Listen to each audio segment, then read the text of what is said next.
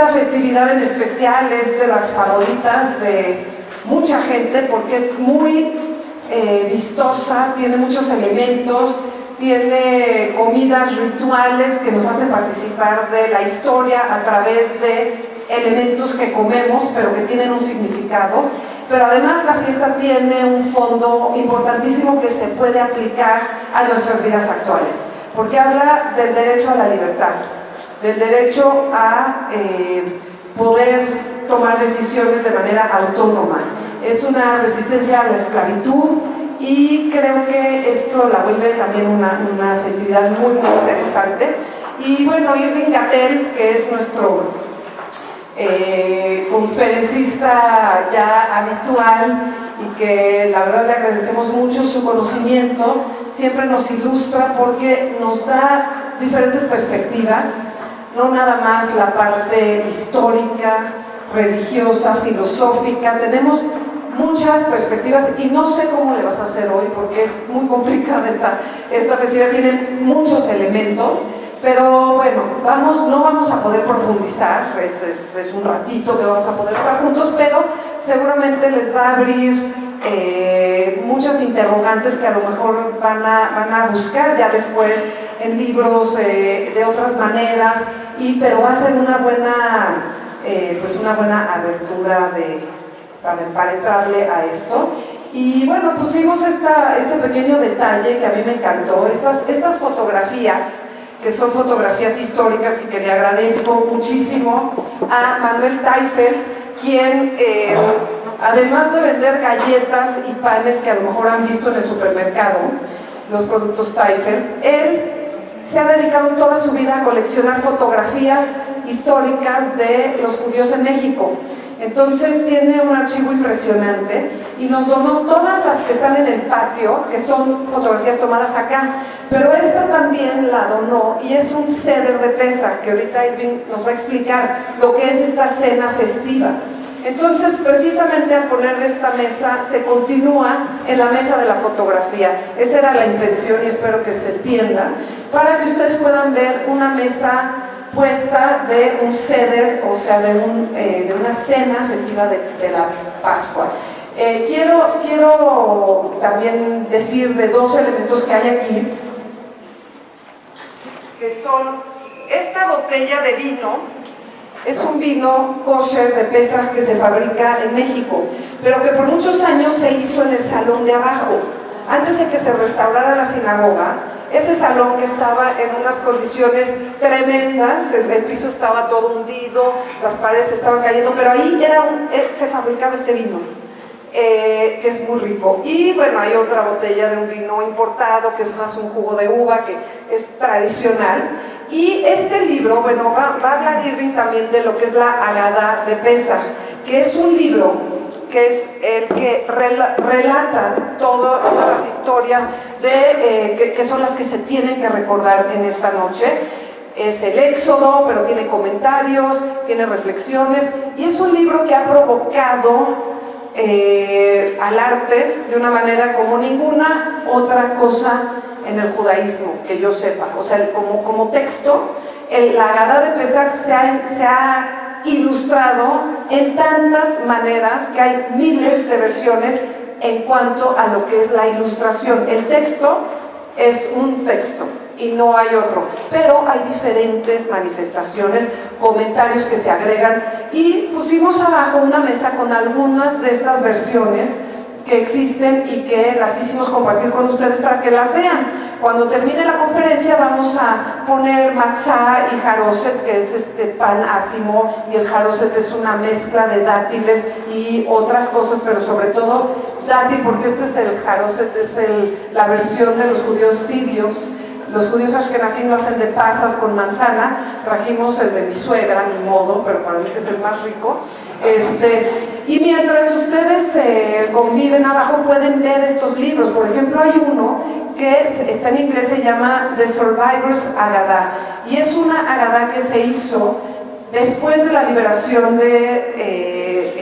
en Alemania, cuando los nazis perdieron, y entonces la hicieron para que los sobrevivientes pudieran celebrar la Pascua. Imagínense el significado que ese libro tenía para ellos. y pues hay muchas más. Y esta que tenemos aquí, bueno, yo les quiero compartir. Hay un banco israelí que tiene sucursales en todo el mundo y cada año sacan una Agadá dedicada a alguna otra comunidad del mundo. Hasta el año pasado lo habían hecho para comunidades casi extintas o muy antiguas, como comunidades en el Medio Oriente, en Babilonia, India, las tenemos abajo. Pero esta fue la primera vez que se le dedicó a una comunidad latinoamericana viva, como es la de México, y a mí me pidieron que escribiera el texto introductorio y que hiciera la selección de las fotos. Muchas de las que mandé no las usaron y usaron otras, pero muchas sí. Entonces se las quiero compartir para que la conozcan. Está bonita.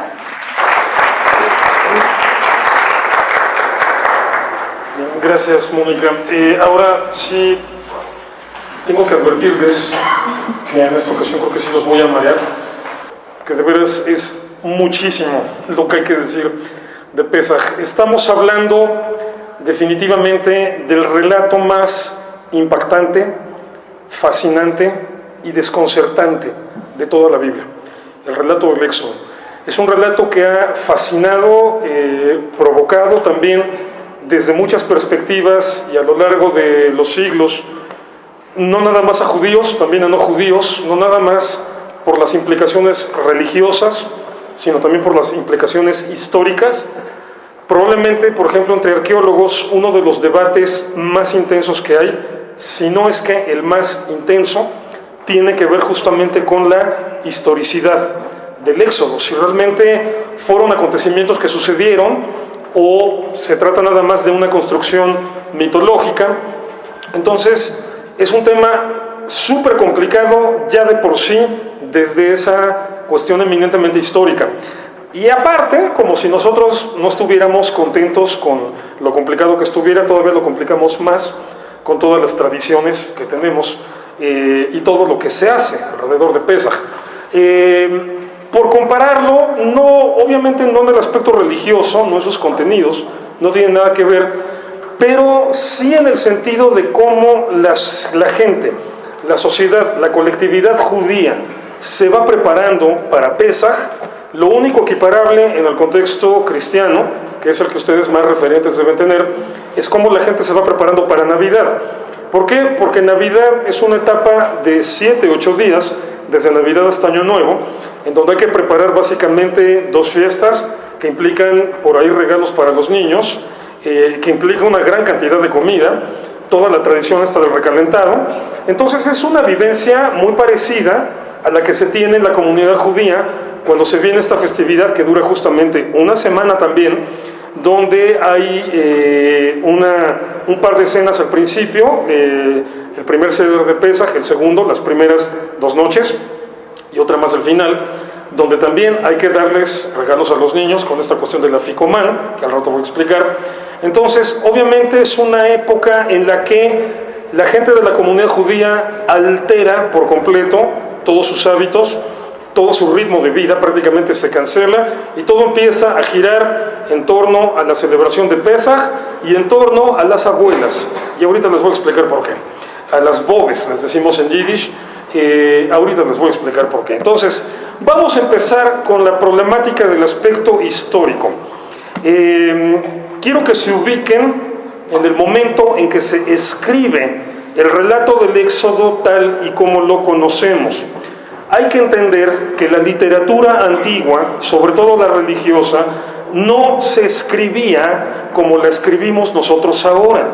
Si yo quiero narrar un acontecimiento, levantar una crónica de algo que sucedió, simplemente me siento, lo escribo y ya. Ok, eso se ha hecho en general a lo largo de todas las épocas, pero los textos religiosos antiguos que tenemos de todas las culturas, no es un fenómeno exclusivo del judaísmo, en todas las culturas. Los textos que tenemos son textos que generalmente se fueron recopilando con el paso de los siglos. Primero, las tradiciones orales, lo que de padre a hijo se enseñaba de manera oral, luego las primeras versiones escritas y luego la fusión de esto. Imagínense una época en la que casi nadie sabía escribir, entonces no había tanta producción literaria. Ahora, imagínense una época en la que escribir era difícil porque se escribía en piedras, entonces tenías que tener la masa de arcilla todavía fresca para escribirla con una cuña, y por eso se le llama escritura cuneiforme. Entonces era un proceso lento, por lo tanto los textos no eran tan amplios. Ya luego se ponían a literalmente cocinar para que se endureciera, y así es como se tenían los libros en la antigüedad. Entonces, para que toda esa información llegara a los rollos, que ahora tenemos pergaminos de hace 2000, 2300 años, 2200 años, pero ya en pergamino, para que se llegara a eso tuvo que pasar un proceso en donde toda esa información se iba condensando o se iba juntando o se iba mezclando. Entonces, cuando hablamos de libros antiguos, y la Biblia no es la excepción, estamos hablando de un proceso muy complejo de escritura, de elaboración. Ahora, en algunos casos, y este es el de la Biblia, sobre todo concretamente el del Éxodo, el proceso se vuelve más complicado. ¿Por qué? Porque en el año 722 antes de la era cristiana, los asirios invadieron y destruyeron el reino del norte, el reino de Samaria. Entonces ahí los asirios destruyeron una gran cantidad del acervo de escritos que tenían los israelitas del norte. En el año 587, antes de la era cristiana, los babilonios hacen lo mismo en el sur.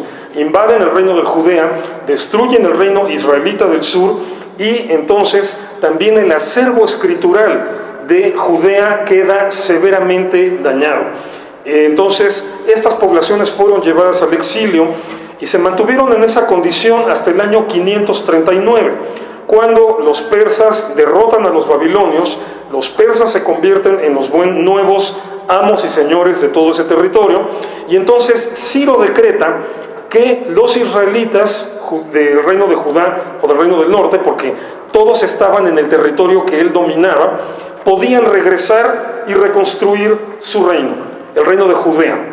Entonces, sabemos históricamente que de inmediato no hubo respuesta. Ciro decretó la autorización para este regreso, pero casi nadie regresó.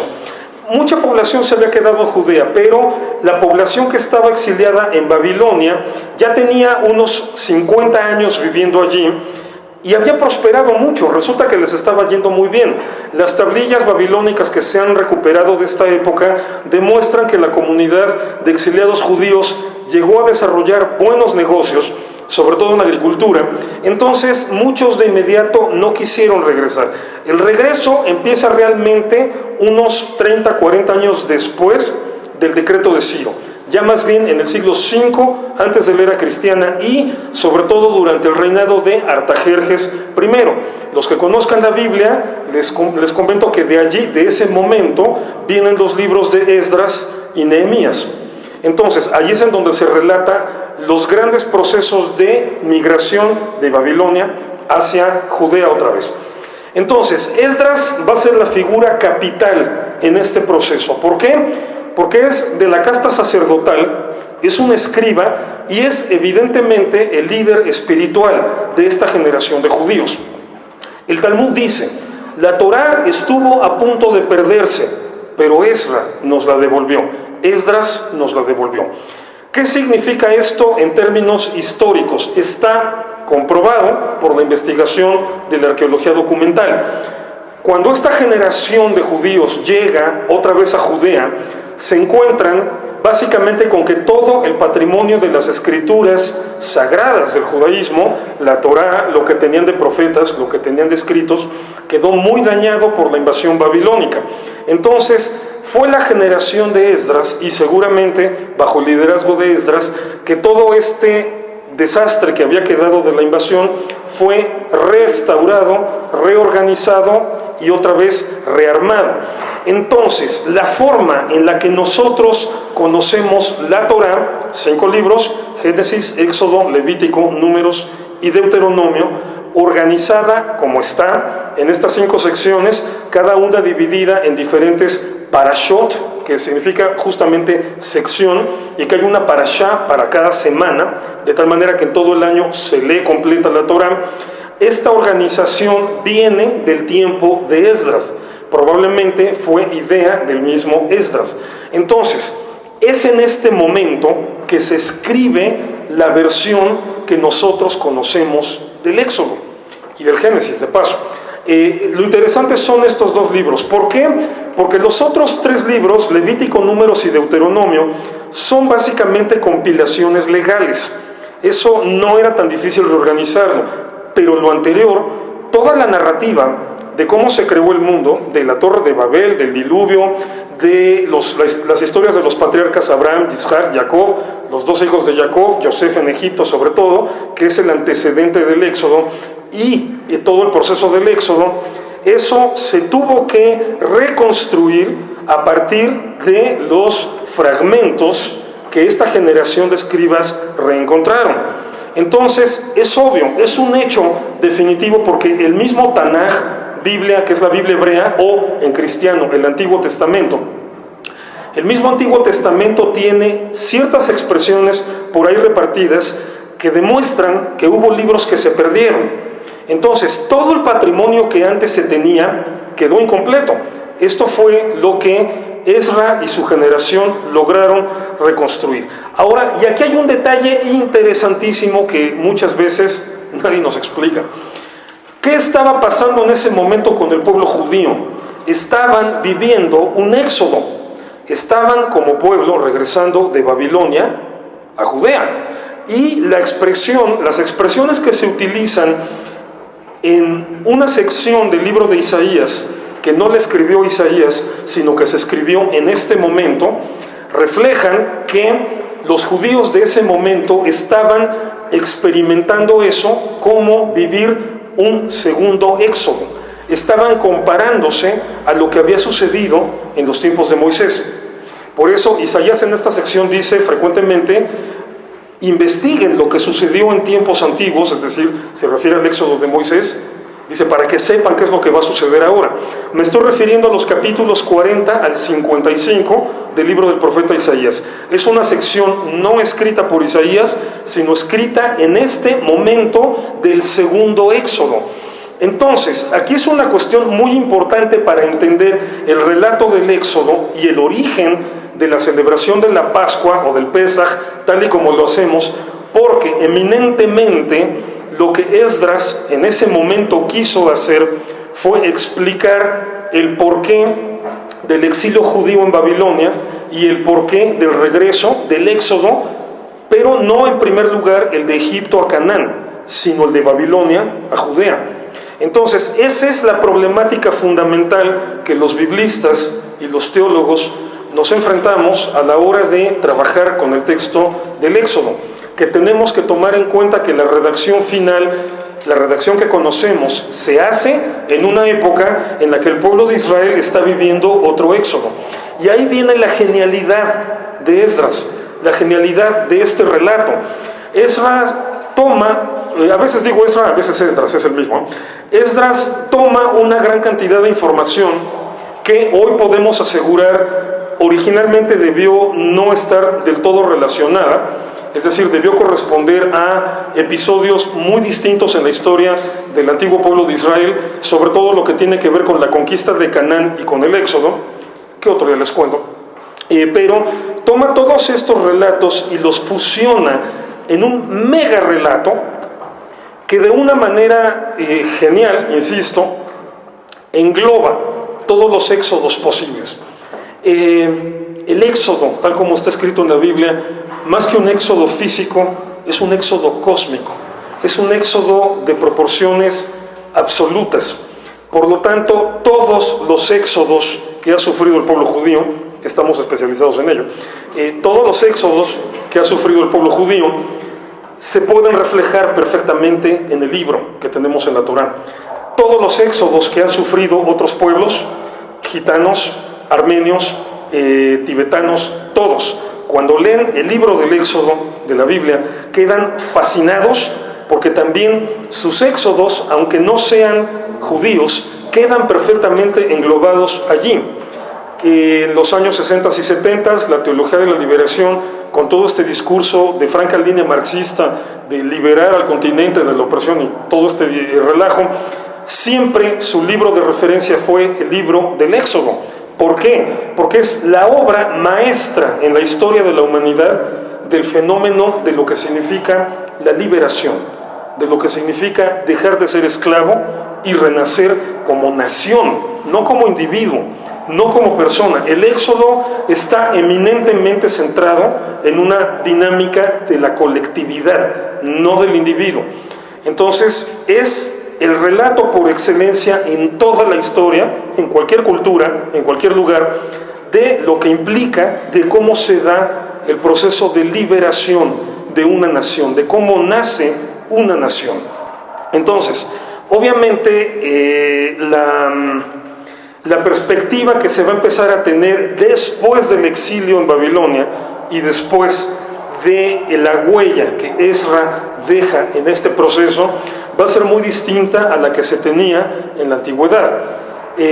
No sé si sepan, si han leído con atención la Biblia, lo pudieron haber notado, pero antes del exilio en Babilonia no se tenía la costumbre de celebrar la Pascua.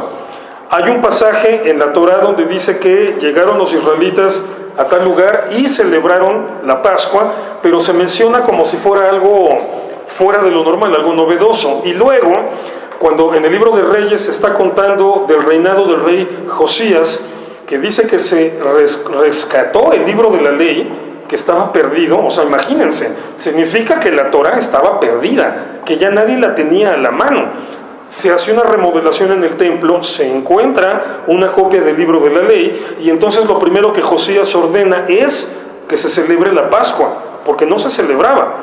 Entonces, son frasecitas allá aisladas, pero que al final de cuentas nos dan a entender, nos muestran lo importante que fue la revolución espiritual en los tiempos de Esdras.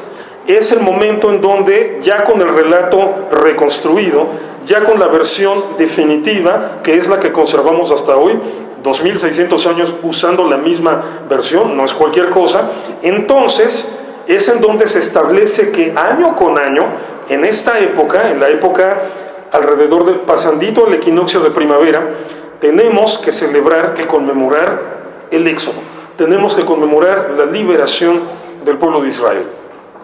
Entonces, bien, a partir de allí se empiezan a construir diferentes costumbres, diferentes tradiciones. El judaísmo en este sentido siempre ha sido una religiosidad compleja.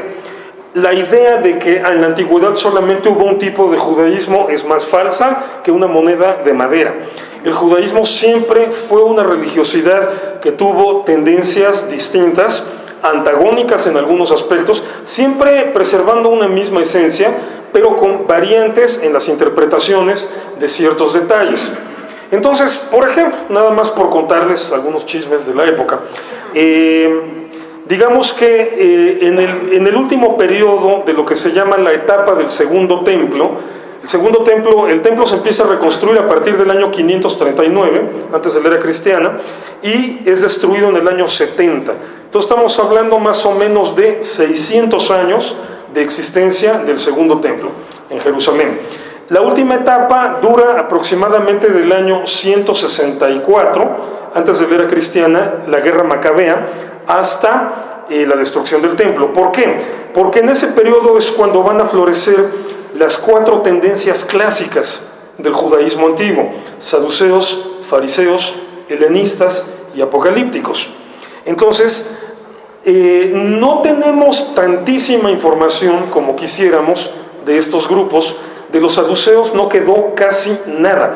Tal vez, no sabemos, tal vez un escrito que se recuperó entre los rollos del Mar Muerto, tal vez uno sea de origen saduceo. Es una hipótesis, no está comprobado. De la tendencia farisea tenemos casi todo, porque el judaísmo rabínico y talmúdico, el Talmud, aunque se hace mucho tiempo después, es una compilación del pensamiento heredado de los fariseos. Entonces, del fariseísmo sí conocemos mucho. Del helenismo no conocemos casi nada de sus prácticas, conocemos de su filosofía, gracias a un autor, principalmente Filón de Alejandría, que dejó una gran cantidad de escritos, pero son básicamente de índole filosófica. Y de los apocalípticos, hasta hace un poco más de medio siglo, no sabíamos prácticamente nada, muy poco, hasta que se descubrieron los rollos del Mar Muerto. Y ahora que ya están traducidos y publicados completos, si por ahí leen alguna vez que hubo complots para esconderlos, no los crean, no es cierto, están traducidos completos y publicados. Los rollos del Mar Muerto nos vinieron a dar toda la información que no teníamos sobre las costumbres del judaísmo de tipo apocalíptico, que era un judaísmo de tipo muy minoritario, eran muy pocos, pero tenían sus costumbres raras. Y por ejemplo, en relación a la Pascua, tenían básicamente las mismas costumbres, pero con diferente fecha. Aquí lo interesante con ellos es que los apocalípticos se les ocurrió en un momento de la historia que el calendario judío normal estaba mal, que estaba mal tomar en cuenta la luna como base del calendario y que todo tenía que ser única y exclusivamente con base al sol. Entonces diseñan otro calendario, un calendario solar muy extraño de 364 días. Todavía no sabemos cómo le hacían para ajustar ese quinto o sexto día, porque vamos, sabemos que el año solar tiene 365 y cada 4 años 366 días. Todavía no se ha podido descifrar cómo carambas hacían el ajuste, pero su calendario era de 364 días como base. Entonces, para ellos todas las festividades empezaban en miércoles. Todas las Pascuas empezaban en miércoles, siempre. No es como en el calendario hebreo, que puede caer en viernes, ahora la comenzamos el viernes pasado en la noche, o que puede caer en lunes o en martes por la forma en la que se van moviendo los meses lunares en un calendario solar. Pero para ellos siempre empezaba el miércoles. Entonces celebraban la Pascua de una manera distinta a la oficial. Y era un tema de controversias, un tema de pleitos frecuentes entre las altas castas sacerdotales, porque hoy sabemos que sacerdotes de familias muy importantes estaban metidos en este rollo apocalíptico, sobre todo en la secta de Qumran. Entonces, no crean que siempre todo fue igual. Hubo desavenencias, hubo diferencias. Ya después de la destrucción del templo y la reorganización del judaísmo, y el inicio de una nueva etapa que llamamos judaísmo rabínico. ¿Por qué? Porque con la destrucción del templo termina la era del liderazgo sacerdotal. El judaísmo deja de ser dirigido por los Kohanim y pasa a ser dirigido por los maestros de la ley. Sin templo, los Kohanim simplemente no tienen trabajo. Entonces, el judaísmo pasa a ser dirigido por los maestros de la ley y entonces se les llama rabinos, y por eso ahora se le llama judaísmo rabínico. En el judaísmo rabínico se logró una cohesión mayor de la que había anteriormente, porque básicamente las ideas más generales de los rabinos fueron bastante homogéneas, a diferencia de la antigüedad. Entonces, las costumbres, la base de la costumbre es más bien ahora la misma, más cohesionada que en la antigüedad, pero de todas maneras cada grupo judío que fue estableciéndose en diferentes lugares del mundo fue desarrollando diferentes costumbres. Y por eso mi sorpresa cuando estaba revisando el plato y no encontré la papa, dije, bueno, pero es que este lápiz es una perspectiva distinta la que se utiliza en la tradición ashkenazí a la que se utiliza en la tradición sefaradí. Entonces, por ejemplo, lo que nos decía Mónica, que aquí utilizó elementos más bien de la tradición de su suegra, de la tradición sefaradí. Por eso el jaroset es de dátil, la tradición ashkenazí, el dátil se sustituye con nuez en este caso. Entonces ese son el tipo de diferencias que ahora tenemos, es decir, son diferencias más bien en lo periférico, no en el contenido. Entonces, bueno, eso es a grandes rasgos un poco cómo está todo este relajo del Éxodo. Otro día podríamos organizar algunas sesiones para platicar de qué fue lo que sucedió, cómo fue que sucedieron los eventos que luego están fusionados en el relato del Éxodo y cómo se escribió el libro del Éxodo. Eso es un tema aparte. Quiero concentrarme hoy naturalmente en los contenidos de la fiesta. Ahora sí traía un acordeón que no sé dónde quedó. Bien, lo perdí, genial. Porque son tantas cosas las que hay que mencionar de la mesa. No, es en serio, esto es un... problema. Se me hace que lo dejé en la mesa, en el escritorio de la oficina. Es que son muchos los componentes y no quiero ni olvidar ninguno ni cambiarles el orden. Entonces, bueno, lo que Mónica revisa, si logramos resolver el severo problema en el que me acabo de meter, vamos platicando un poco del significado que tiene todo esto. Mucha gente me ha preguntado, me hacen preguntas tan raras a veces, que por qué no celebramos la Pascua como lo ordena la Biblia. Dice, es que la Torah ordena que se sacrifique un cordero y que se coma en la familia. Conocen la historia, ¿no? O sea, según esto, en la última noche que está el pueblo de Israel en Egipto, Moisés llega y les dice, sacrifican un cordero, tomen la sangre, pónganla en el dintel, porque el ángel del Señor va a pasar y todos los primogénitos van a morir, esta es la protección. Y dice, y el cordero se lo comen y se lo acaban. Si es demasiado, inviten a la familia de junto, o se juntan dos familias que no sean muy grandes, el caso es acabárselo. Preparen pan, no le pongan levadura porque no nos da tiempo, porque mañana nos vamos. Bien, así se ordena en el Tanaj. Bien, entonces me preguntan generalmente, ¿por qué ustedes no lo celebran como lo celebra, como se dice en la Torah? O sea, todavía incluso hasta me dicen herejes. Típico. Bueno, a ver, entendámonos. Porque estamos conmemorando la salida de Egipto, no estamos saliendo de Egipto. A Dios gracias, yo celebro Pesaj, iba a decir en mi casa, pero no es cierto, desde hace varios años lo he tenido que celebrar en la sinagoga porque se cantan muchas cosas, entonces como soy el pianista de la sinagoga, ahí me la paso tocando, entonces participo en la celebración comunitaria, pero afortunadamente terminando esa celebración, agarro mis cosas y me voy a mi casa, no me tengo que ir a otro lugar, no me tengo que ir al desierto a esperar que el río Churubusco se abra milagrosamente y pueda yo pasar. O sea, digo, a Dios gracias, no estoy huyendo. Entonces, a ver, la Torá da una serie de especificaciones muy precisas para un grupo de gente que esa noche iba a huir. Entonces, entendámonos, es la conmemoración, no la repetición exacta, integral del asunto. 2, el Corbán o sacrificio de Pesaj está perfectamente establecido en la Torá, tanto en las prescripciones del Levítico como del Deuteronomio, que el Corbán se tenía que presentar en el tabernáculo, que era lo que se tenía en ese momento. Ya cuando Jerusalén hubo el templo, esto se trasladó al templo, se tenía que presentar en el templo para realizarse y que entonces se pudiera comer. O por lo menos la presencia del tabernáculo o del templo era la que legitimaba el sacrificio de todos los sacrificios. Para el judaísmo el asunto no tiene vuelta de hoja porque así lo establece la Torá. Los únicos sacrificios válidos son los que se hacen en el Mishkan, o sea, en el tabernáculo en ese tiempo, o en el templo, en el Beit HaMikdash, en la siguiente etapa. No existe el templo, fue destruido por los romanos en el año 70 y no se ha reconstruido. Por lo tanto, está prohibido hacer sacrificios de animales en el judaísmo. No pueden tener ninguna legitimidad porque no está reconstruido el lugar que los legitima. Entonces no se puede hacer el sacrificio de Pesaj. Lo siento, el que me pregunta, que me dice que somos unos herejes porque no lo hacemos como lo dice la Torá, es porque desconoce la Torá. Por eso, lo que sí vamos a tener, no apareció, bueno, ya viene en tus bolsillos. Ni modo, pero no, es que no. Sería muy raro, no. No, lo traía en esta bolsa, se me hace que se lo comió el teléfono celular. A veces me hace esas bromas.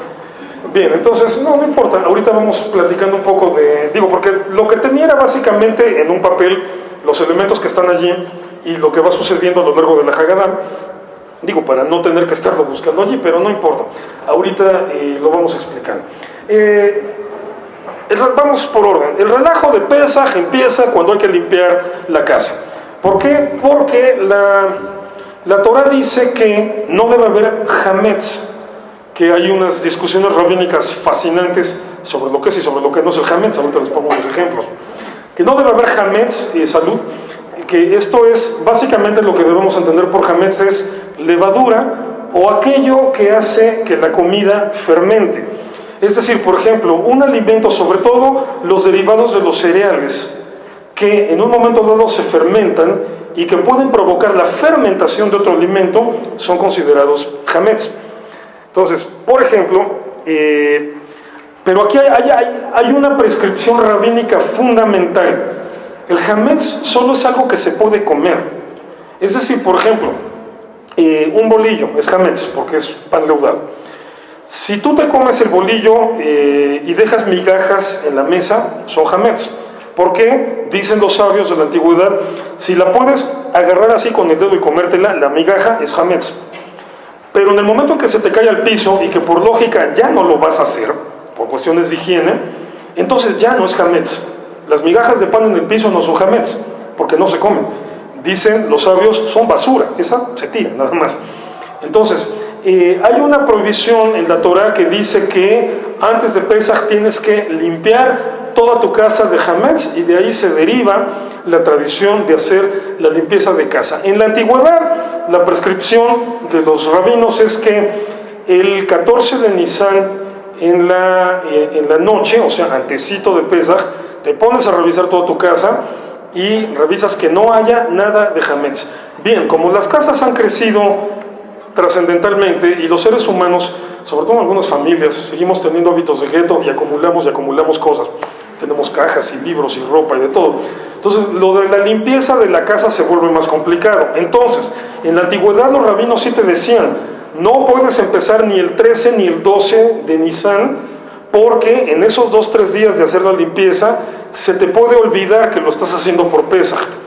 Ahora sí te lo permiten porque a veces necesitas más tiempo que eso para dejar realmente la casa bien revisada de que no haya hametz. Pero bueno, el caso es que antes de la celebración se tiene que hacer toda esta búsqueda del hametz y sacarlo de la casa. Ahora, es interesante que la Torah estrictamente, textualmente, dice que el hametz no debe ser visible. No dice que se tenga que destruir, ni siquiera dice que te tengas que deshacer de él. Nada más dice que no debe ser visible. Y los sabios de la antigüedad explicaron que la palabra que se utiliza para decir visible, lo que quiere dar a entender es que no te acuerdes de su existencia. Estrictamente hablando, con eso basta para tener cumplida la ordenanza. Pero los rabinos después dicen, bueno, pero el problema de tener el pan ahí guardado es que, una, no te creo que no te vayas a acordar de su existencia. Y dos, o sea, se te va a antojar en algún momento.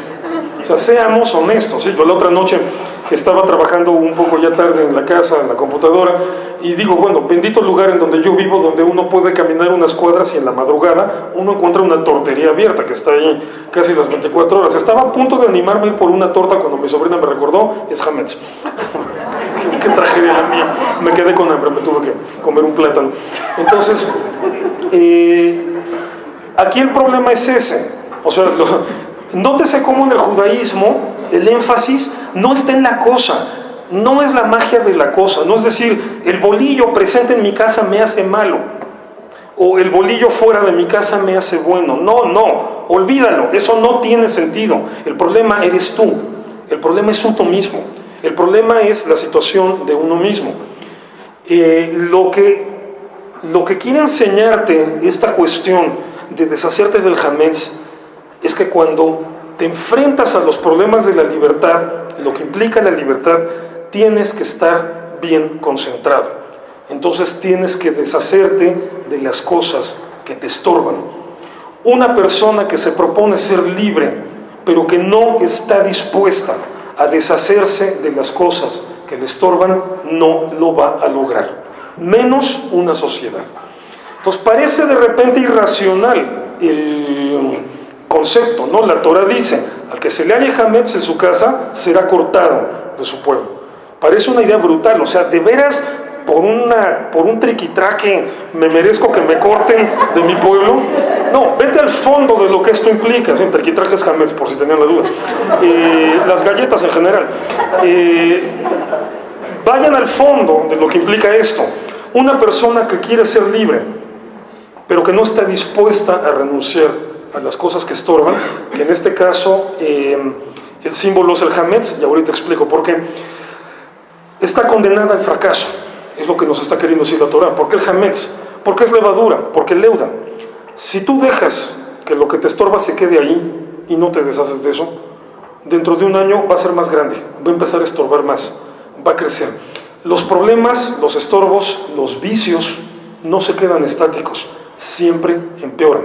Por eso la levadura se convierte en el símbolo de lo que no te permite seguir avanzando, porque no se puede quedar así. No nada más se infla, si la dejas en contacto con otra comida, la fermenta también, y en una de esas también se empieza a inflar.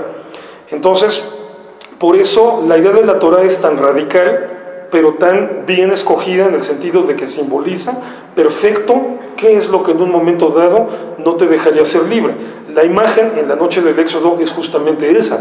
¿Por qué salieron con pan sin leudar? Porque no teníamos tiempo para esperar a que se cocinara el pan. Nada más agarras, como hacer tortillas, agarras la masa, la aplastas, la pones en el anafre y ¿qué? 30 segundos, 40 segundos ya está lista, ¿no? Más o menos. Entonces, la levadura hubiera estorbado, hubiera impedido el proceso de liberación del pueblo de Israel en Egipto. Entonces, por eso es el simbolismo del Hametz. Ahora, regresamos ya a la cuestión de la casa. Los rabinos te dicen específicamente, tienes que entender que no cualquier cosa es Hametz.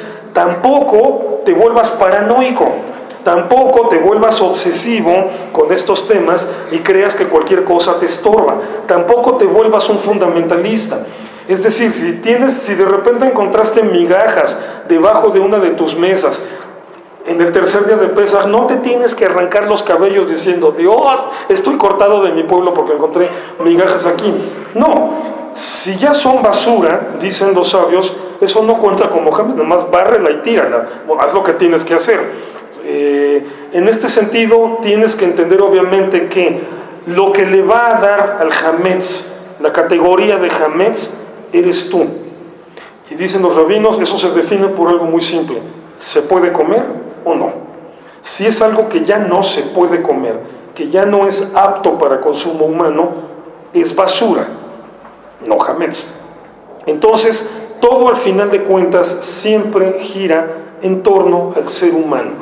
¿Es el ser humano el que decide si es libre o es el ser humano el que se frena y decide permanecer como esclavo?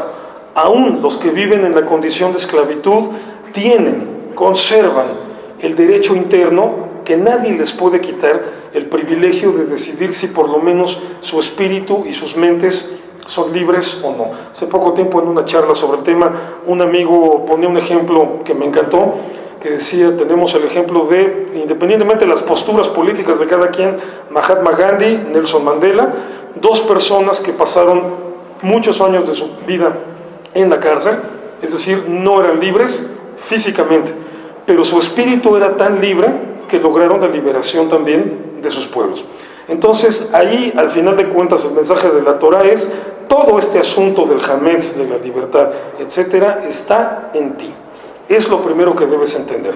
Cuando lo entiendes, entonces estás en la posibilidad de entender el simbolismo de lo que dice la Biblia como narrativa histórica, que sí, que en ese momento la orden fue matar al cabrito, poner la sangre en los dinteles, comérselo con los vecinos, etcétera, o el sentido de lo que hacemos ahora como cuestión conmemorativa.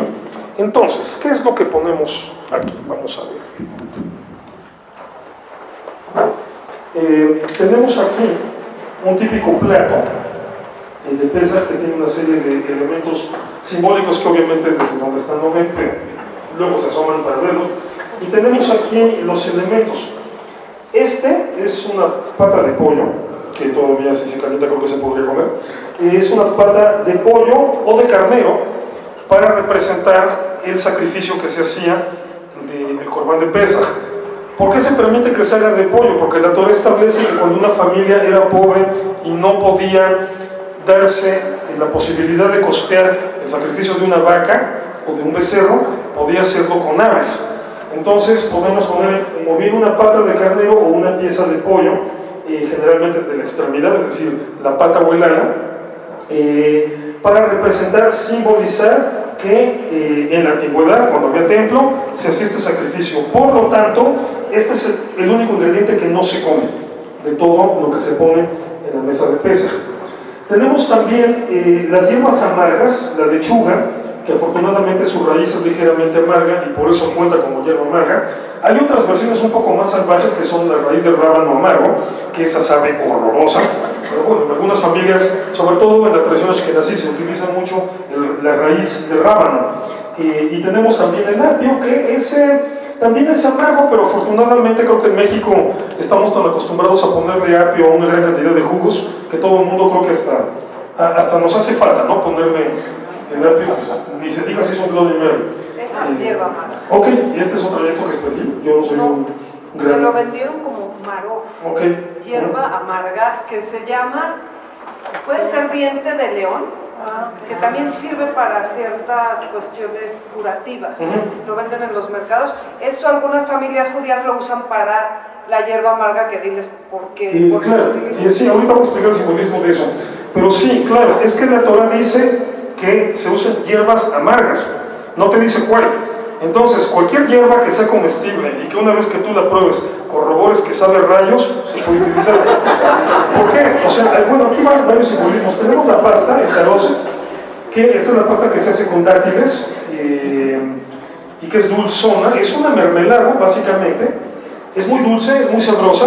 O sea, ya en el momento en que llega la parte del jaroset, ya es cuando uno descansa en este proceso. Y en este caso tenemos un huevo que normalmente se prepara cocido. No sé si este esté cocido, no lo voy a abrir. Y digo, no vaya a pegarle yo y sacar la yema y sacar un desparramadero allí. Y tenemos obviamente los matzot, los panes sin levadura.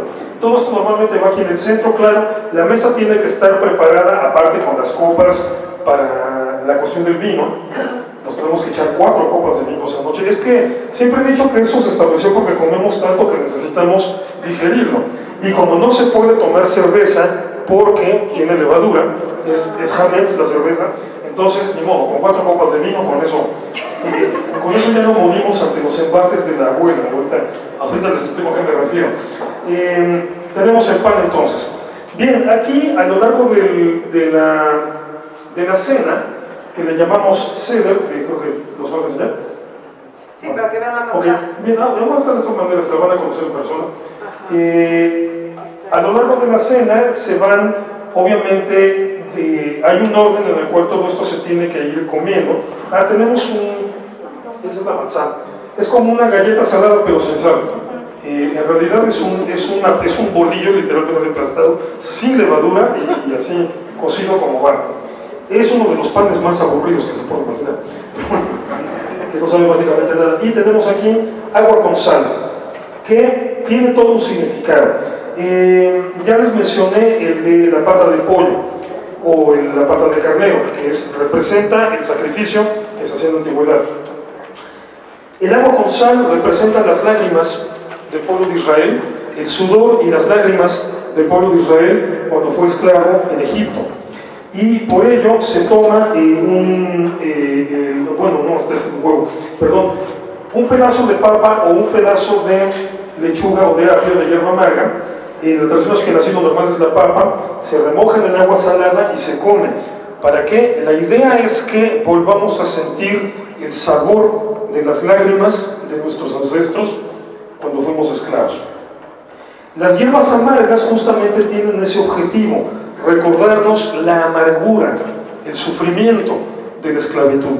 Aquí la idea, el judaísmo, me atrevo a decir, inventó el concepto de la empatía. Es decir, yo nací en México, no he sido esclavo, digo, he tenido otros problemas, no voy a entrar en detalles con los problemas que pasamos en el país, ustedes los conocen bien. Pero no he sido esclavo, no es algo que a mí me haya afectado directamente. Mal que bien, nací en un contexto y en un momento donde he podido hacer lo que quiera, estudié lo que quise, me dedico a lo que quiero, etc.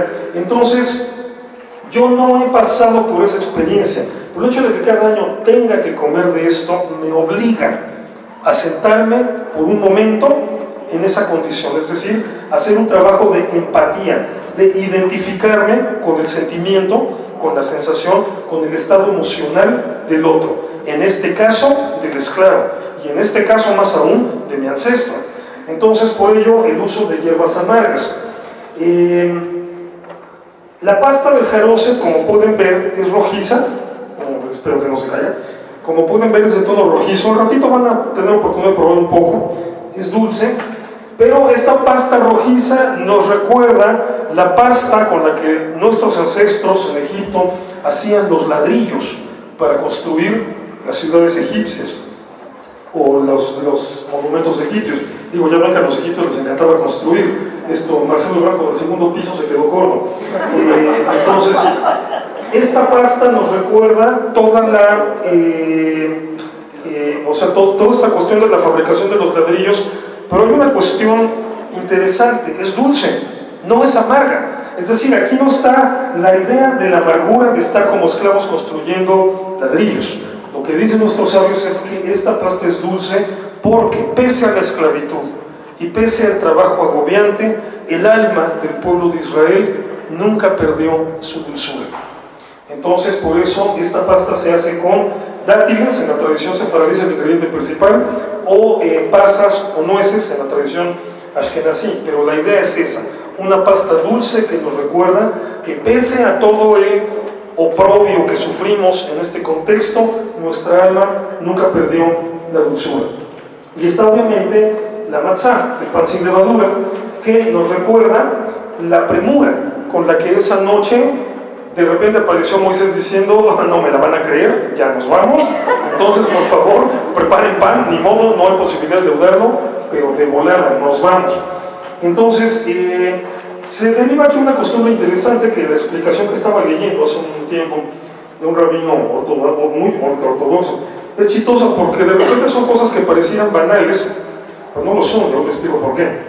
En un momento dado de la cena se toma, tienen que estar 3 completas, obviamente aquí parece que alguien ya comió, tienen que estar 3 completas, se toma la que está en medio, se parte a la mitad, y esto se le llama el aficomán, que significa escondido u oculto. Entonces, una de las mitades, supongamos que es esta, una de las mitades se vuelve a poner en el interior de la servilleta donde están las matzot, y la otra se esconde. Esta otra que está escondida, más adelante, después de que termine la cena propiamente, la van a buscar los niños. Es un juego, y el niño que la encuentra recibe un regalo especial. Generalmente se hacen regalos para todos los niños, digo, porque sería gacho, ¿no? Darle un regalo a un niño, que más no. Pero obviamente se supone que al niño que encuentra la ficomán se le da un regalo especial. Estaba leyendo una explicación sensacional de esto, del simbolismo que tiene esto. Dice este rabino: la verdad, es para mantener a los niños despiertos durante todo el Seder. Porque realmente, imagínense, digo, ustedes podrán darse cuenta que el libro no es precisamente chiquito, es un buen libro, digo, no es letrita como la de los contratos de los seguros, pero es un libro completo. Bueno, pues hay que leerlo completo durante esa noche. Entonces, sí es factible que de repente los niños ya se quieran dormir. A veces uno mismo como adulto ya se quiere dormir. Pero entonces se trata de mantener al niño atento. ¿Por qué? Porque los niños van a jugar un papel muy importante en este proceso. Dice la Torá: cuando tus hijos te pregunten ¿por qué esta noche es diferente a las demás noches?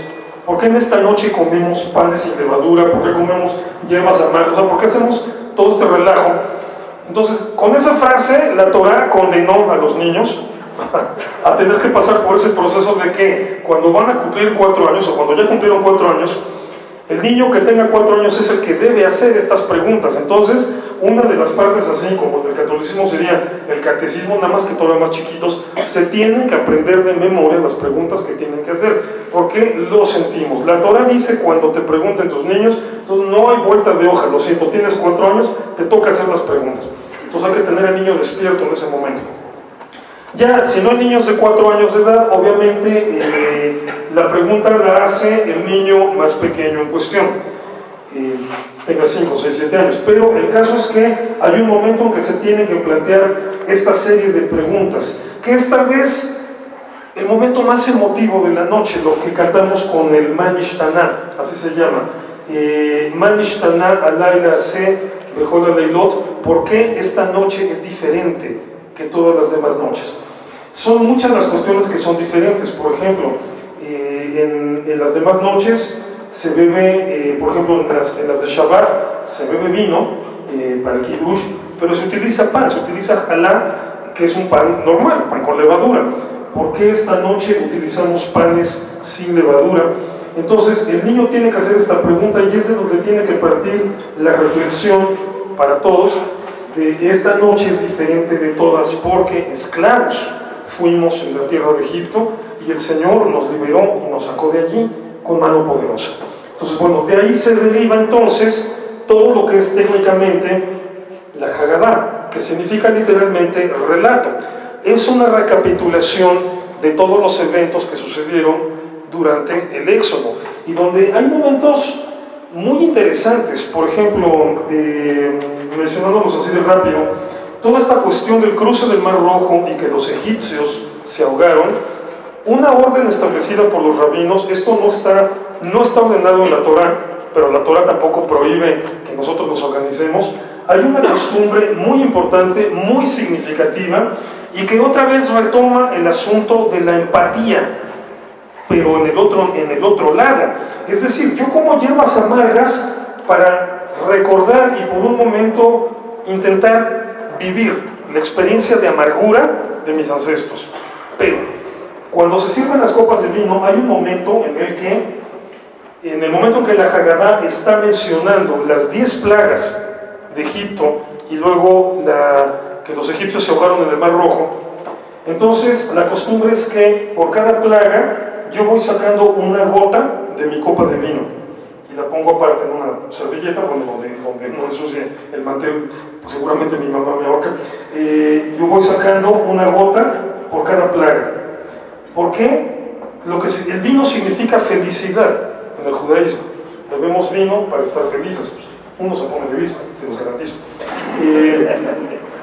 Pero entonces la idea es esta: mi felicidad no puede ser absoluta, mi felicidad no puede ser completa, porque hubo gente que murió. Sí, murieron por tercos, o sea, eran los malos, pero era gente, eran seres humanos, y murieron para que yo fuera libre. Entonces no puedo ponerme en un plan cínico de felicidad completa. Mi felicidad tiene que perder por lo menos 10 gotas, porque hubo 10 plagas que lastimaron gente.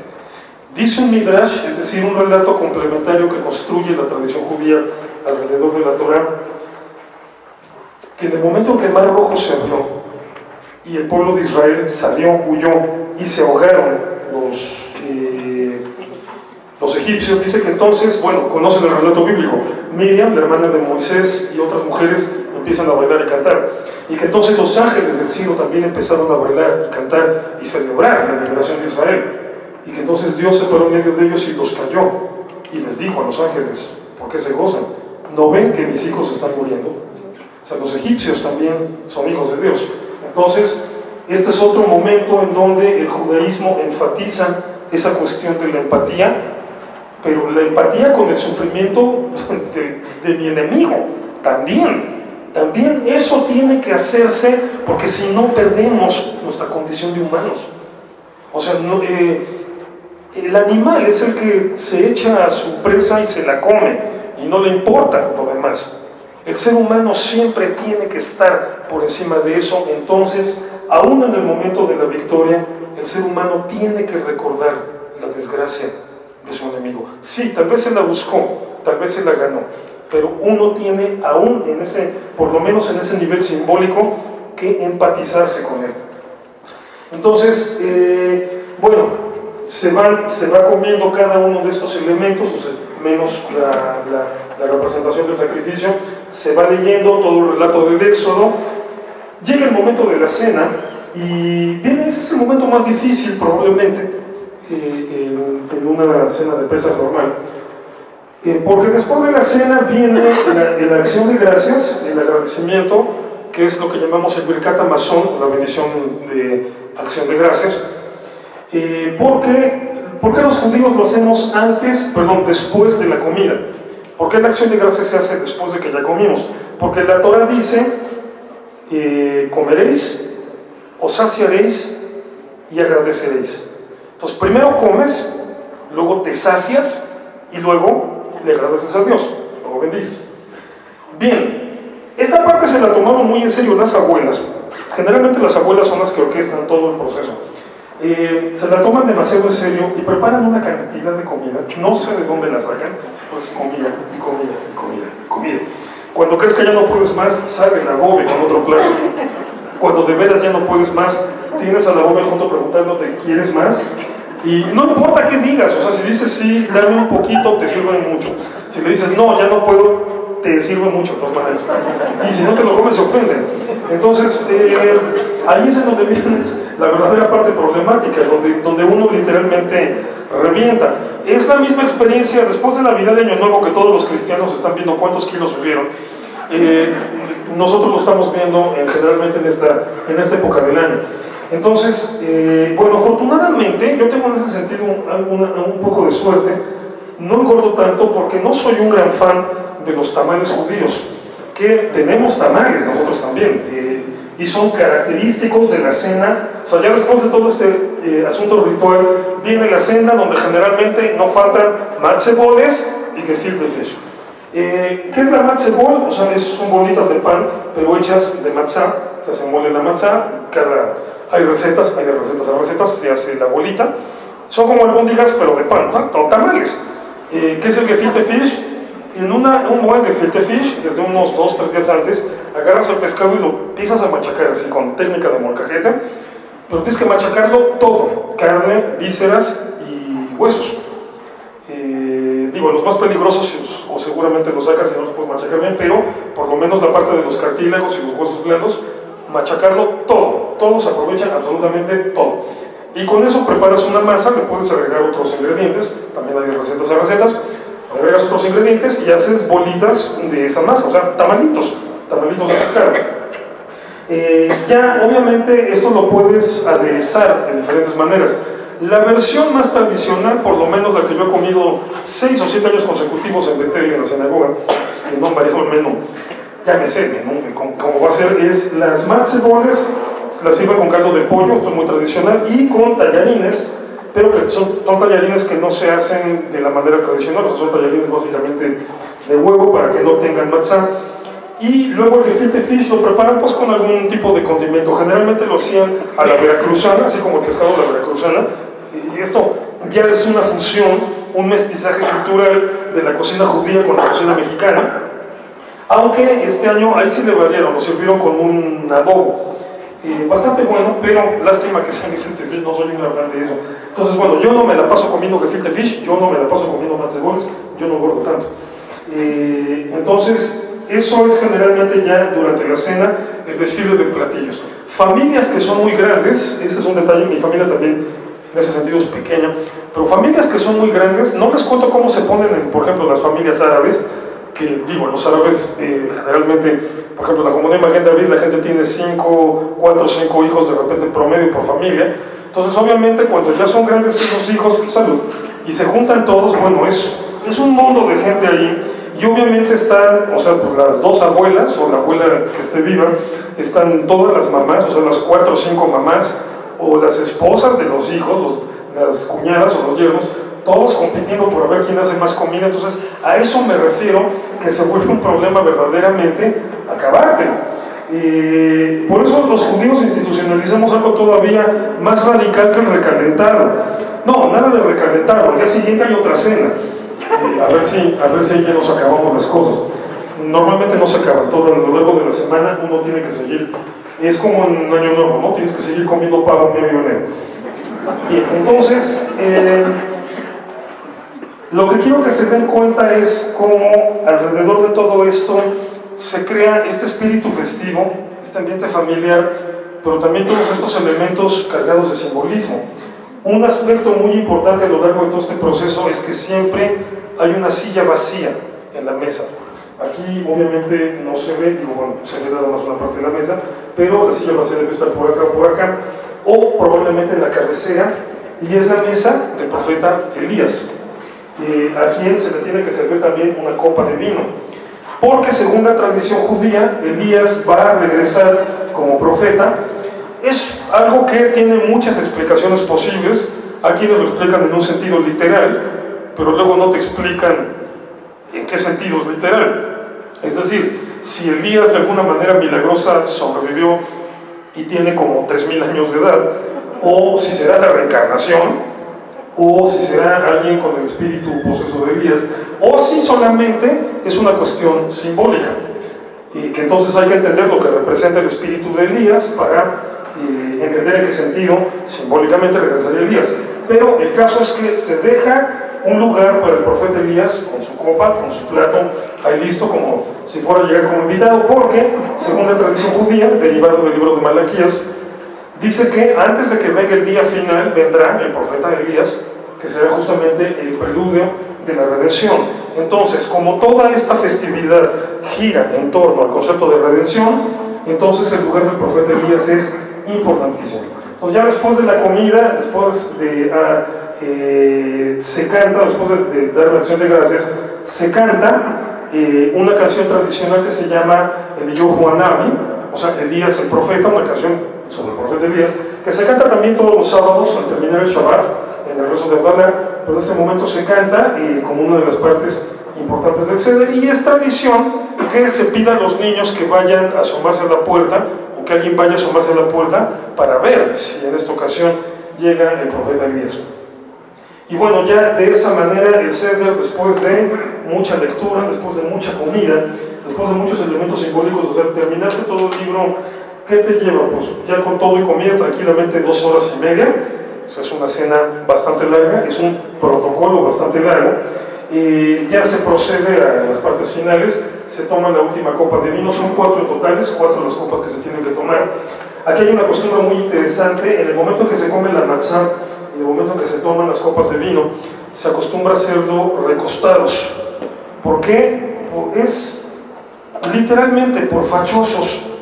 ¿Por qué? Porque una persona libre se puede dar ese lujo, un esclavo no. Una persona que está sometida a la voluntad de otro, alguien que no es libre, tiene que estarse seriecito, quietecito. Entonces es una expresión de que ya somos libres y podamos darnos el lujo de romper la etiqueta. Entonces hay un simbolismo especial en esta cuestión de que las copas, la matzá y una de las copas se toman en esa posición, recostados, y entonces se toma la 4ª copa, la cena llega a su fin y entonces se dice la última bendición y se termina cantando una canción que dice Ashana Ba'a B'Yerushalayim, el próximo año en Jerusalén. ¿Por qué es importante esta idea? Porque nos recuerda que el proceso de redención todavía no está completo. Estará completo hasta que todo el pueblo judío pueda celebrar la Pascua en Jerusalén. No vamos a caber en los hoteles, no sé cómo lo vamos a hacer, pero bueno, sí lo establecen. Aquí lo importante no es esa cuestión turística de la ocupación hotelera. Aquí lo importante es entender, la idea central es entender que los procesos de liberación siempre están inacabados, que siempre falta algo por hacer. Es decir, que no te puedes abandonar a la autocomplacencia por el hecho de que ya lograste liberarte de algo, que tienes que estar siempre pendiente, atento, alerta, para no volver a esclavizarte de tantas cosas que en un momento dado lo pueden hacer. Y regreso a lo del Hametz, que es tal vez el tema central en este punto. Por eso el judaísmo te pone enfrente la posibilidad de que te esclavices de algo tan aparentemente inocente como el pan. No me refiero al partido político, me refiero a la comida, a la levadura, algo que ¿qué daño te puede hacer? O sea, ¿por qué tanto radicalismo en decir no, el que se le encuentra Hametz cortado de su pueblo? Porque así son las cosas más peligrosas que te pueden esclavizar, justamente las que dices, ¿esto qué tiene de mal? Entonces, fíjense cómo se va construyendo a lo largo de los siglos todo un cúmulo de tradiciones que de repente confluyen en los sagrados alimentos, lo más sagrado que tiene una familia, el momento de estar junta compartiendo la comida, cómo todo se carga de un simbolismo y cómo todo el tiempo, de una o de otra manera, nos están hablando de la libertad, ¿sí? Porque de eso se trata la historia del Éxodo, Pero más allá del relato de algo que pasó en otro siglo, nos está hablando de nuestra responsabilidad en hacer esa realidad, en hacer esa libertad algo real. Si no se toma el compromiso, no sirve de absolutamente nada.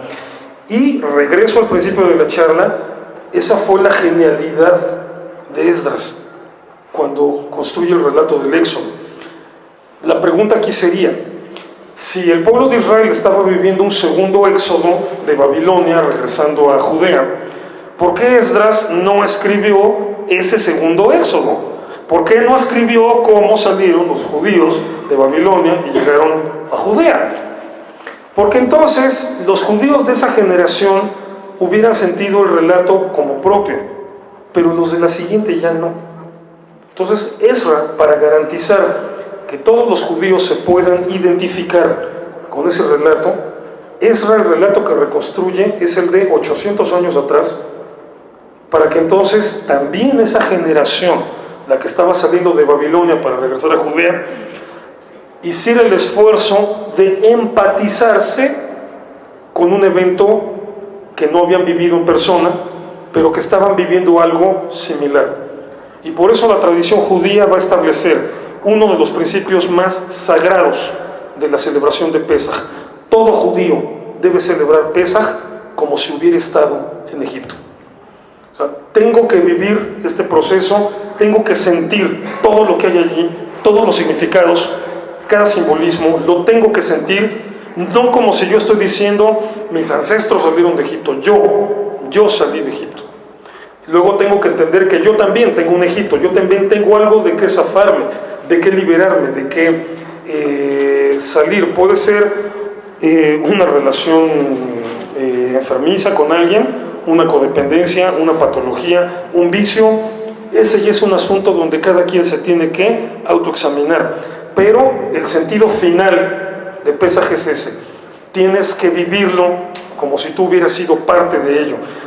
Genial la estrategia de Ezra de entonces no escribir el éxodo que estaba sucediendo en ese momento, sino el que había sucedido en el pasado, para que entonces desde ese momento quedara bien arraigado en la mente, en el alma, en los hábitos y en las prácticas del pueblo judío, ese proceso de identificación que 2600 años después sigue vigente. Y a eso me refiero con genialidad.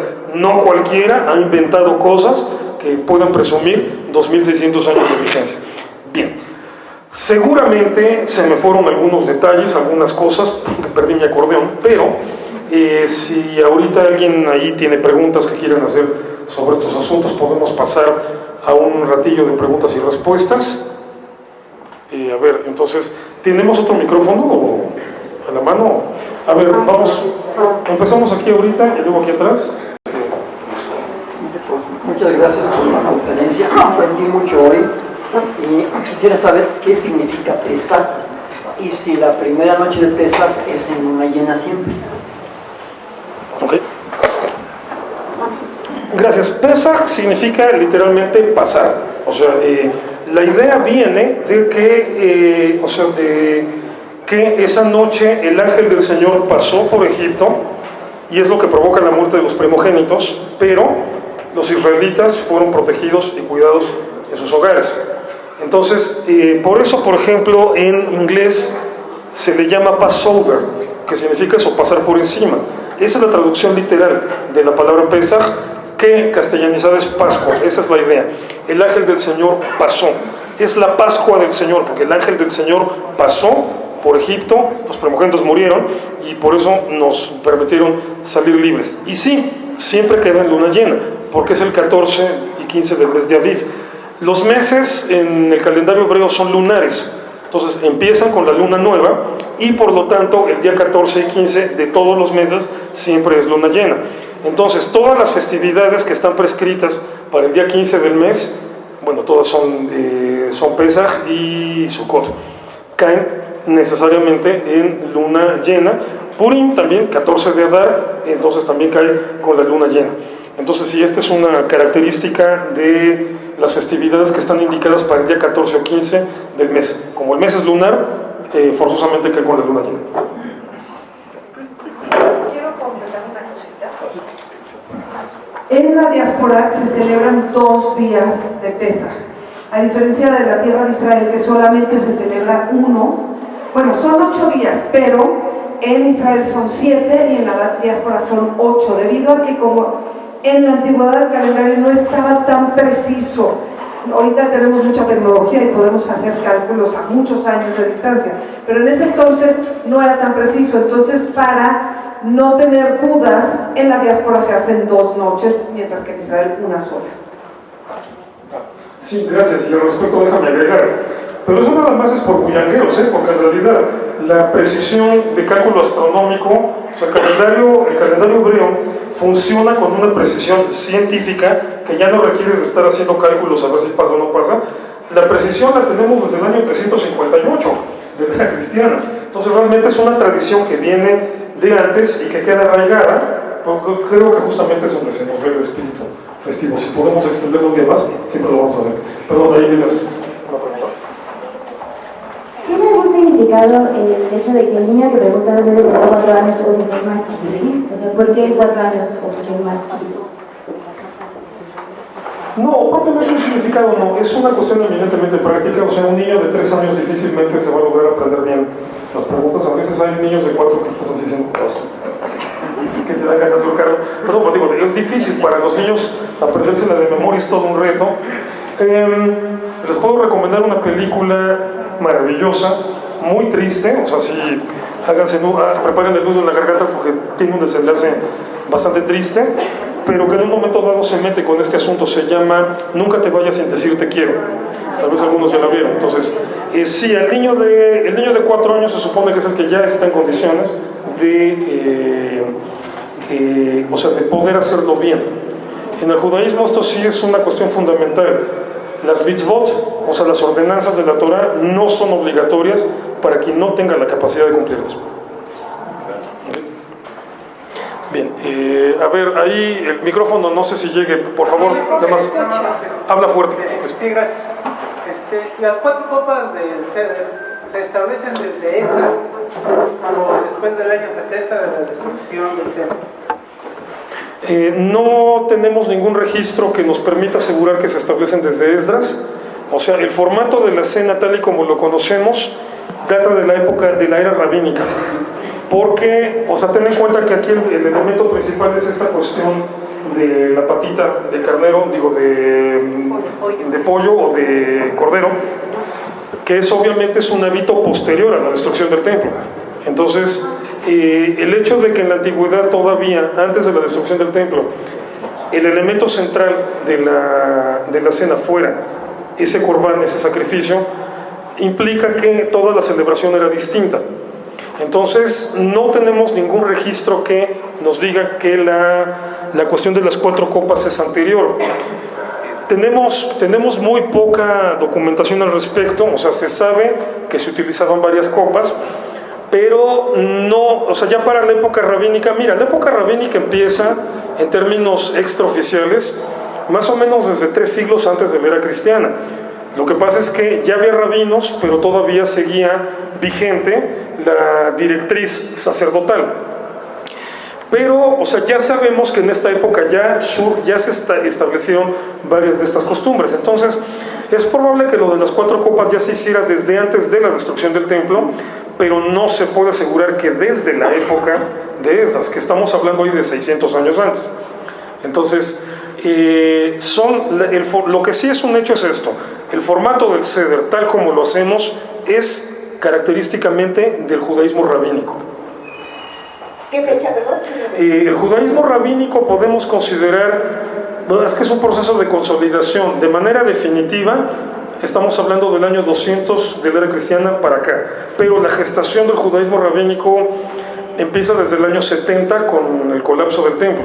Lo que pasa es que todavía en el año 135 hay una revuelta antirromana y se tenía la esperanza de derrotar a los romanos y de reconstruir el templo, en cuyo caso los sacerdotes hubieran recuperado el liderazgo, pero no se logró. Entonces, en realidad, el judaísmo acepta que la era sacerdotal terminó hasta el año 135 y viene un lapso de compilación de las normas rabínicas que culmina en el año 200, cuando se termina de compilar lo que llamamos la Mishnah, que es la primera parte del Talmud. Entonces, ahí es donde podemos hablar de que ya se consolidó el judaísmo rabínico. Entonces, es un proceso que empieza desde el año 70, termina en el año 200, y es donde ya hablamos netamente de judaísmo rabínico. Creo que el único elemento que faltó fue el huevo. Me pregunté si el cascarón del huevo significa algo, si solamente es en la tradición sefaradí. No, sí se le da un significado a la cuestión del huevo. El huevo cocido, porque lo que se utiliza es un huevo cocido, significa que el huevo, mientras más está sometido a presión, a la presión del fuego, más endurece. Y que simboliza lo que ha sido la experiencia del pueblo judío. Gracias, me había faltado ese detalle mencionarlo. A eso me refería cuando decía que necesitaba la corriente. Que así ha sido la experiencia del pueblo judío. Nos han sometido a presiones indecibles, pero solamente han servido para fortalecernos. Por eso se escogió el huevo, porque es el que tiene esta característica cuando se somete a ese proceso. ¿Qué hay del origen de la fiesta de la Pascua, que tenía un origen agrícola y un origen pastoril? Todas las fiestas judías tienen un origen agrícola. O sea, aquí estamos hablando de una cultura que ninguna cultura se inventó de la nada. Todas las culturas surgen de experiencias muy elementales en las épocas en donde apenas si teníamos una vaga idea de los fenómenos astronómicos y que con el tiempo se fueron elaborando. Entonces, si la Pascua cae en el equinoccio de primavera o cerca del equinoccio de primavera, no es accidente.